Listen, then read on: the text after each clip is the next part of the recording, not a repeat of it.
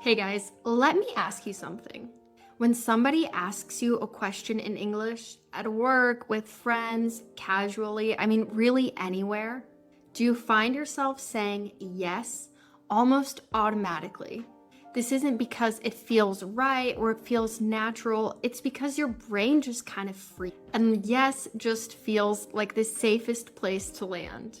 People understand you, no one corrects you, and yet something about it is just a little off. It feels a little flat and stiff and like you're not really in the conversation. Now, I know this exact feeling from speaking foreign languages, and it's a difficult place to be. If that feeling sounds familiar, I want you to know something right away.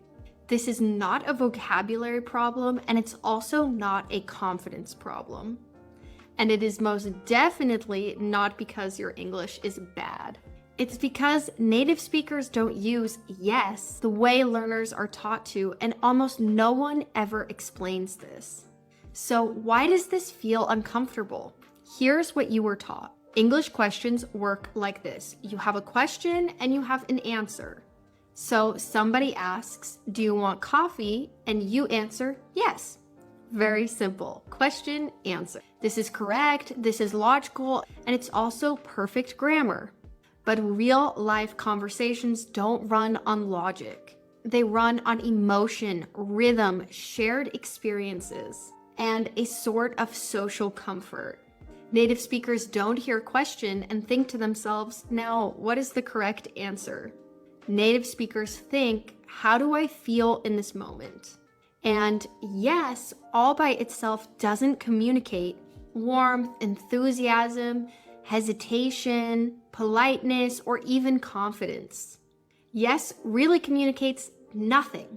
This is exactly why yes can sound a little cold, formal, distant, and a bit uncomfortable, honestly.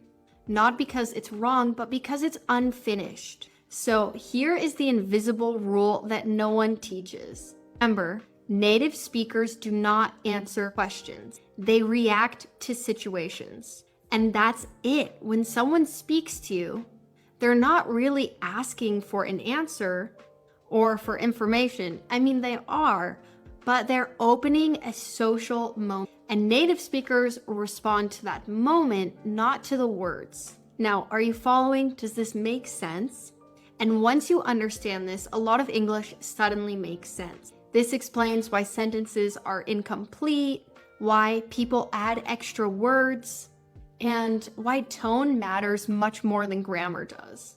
Now, let's slow this down and look at what this actually sounds like. So we're gonna start with a friendly, casual yes. In casual conversation, native speakers almost never say yes.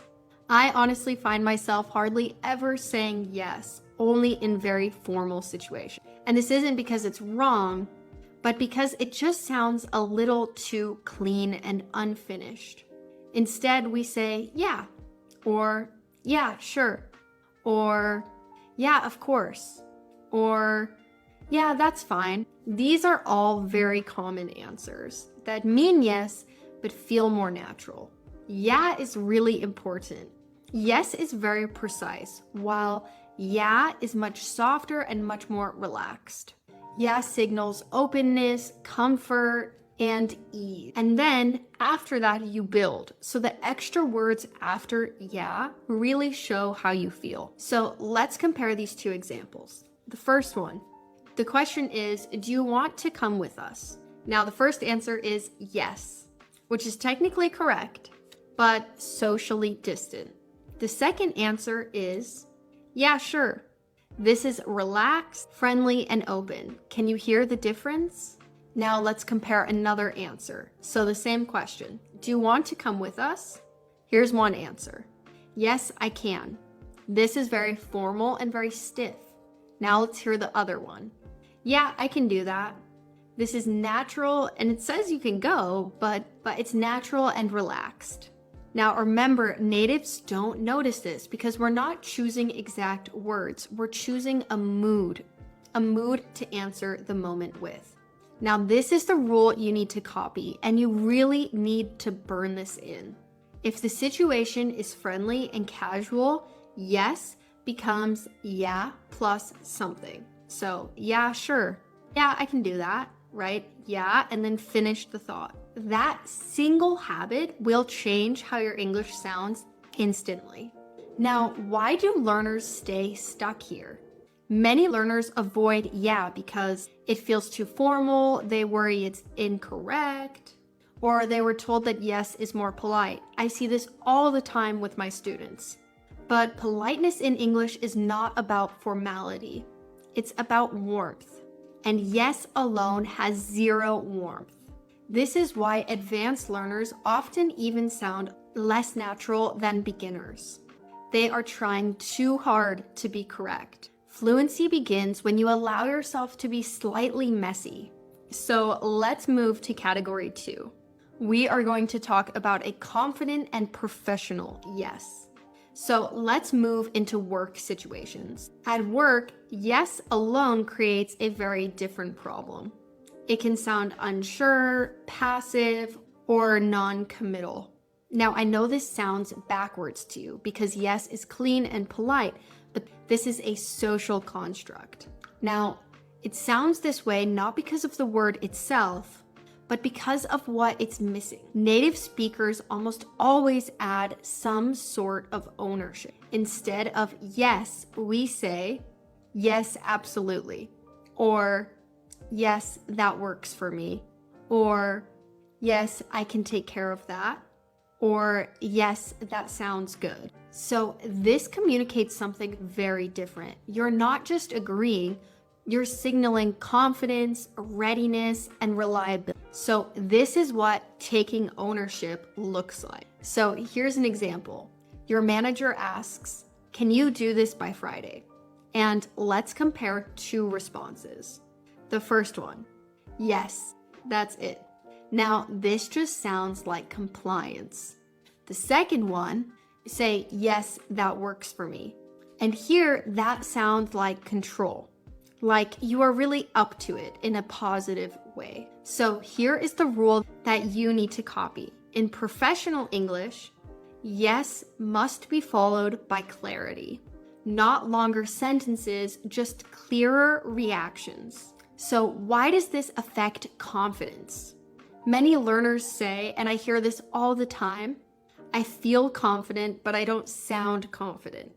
And here is why. Confidence in English is not volume or speed. It's how complete your reaction sounds. Native speakers do not leave emotional gaps when they're talking. And this is exactly what you need to learn. So let's move to category 3. This is the polite and careful yes. Sometimes you agree, but you don't want to sound too strong. So instead of just yes, we say, yes, I think so.